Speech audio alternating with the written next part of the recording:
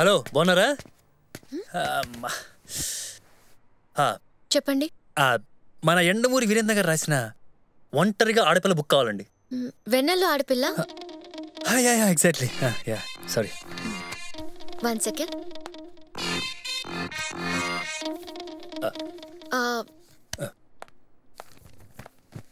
మీకు మెంబర్షిప్ ఉందా? లేదండి. పర్మనెంట్ కావాలా, టెంపరీ కావాలా? Life time. అడ్రస్ ఎక్కడ? పక్కనే, అమీర్పేట్. అమీర్పేట్ నుంచి ఇక్కడికి వచ్చారా? మీ ఏరియాలో లైబ్రరీస్ లేవా?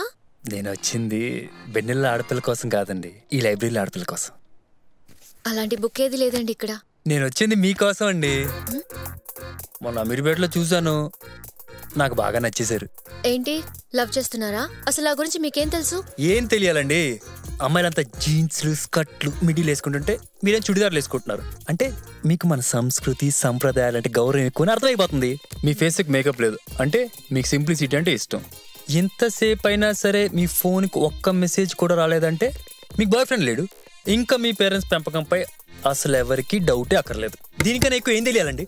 10 నిమిషాల్లో ఇంత చెప్పారు. మీరు ఖచ్చితంగా సైకాలజిస్ట్ అయి ఉంటారు. నాకు మనుషులు తప్ప పుస్తకాలు చదివి అలవాటే లేదండి. ఏదో ఆ దేవుడి దయ వల్ల చిన్న చిన్న మోసాలు చేసుకుంటూ బతికేస్తున్నా. మోసాలా? అరే మీరేం టెన్షన్ పడకండి, నైట్ బాగా ఆలోచించి రేపు 10:30కి వస్తాను. ఏ విషయం చెప్పండి. టాటా, చీ, బాయ్.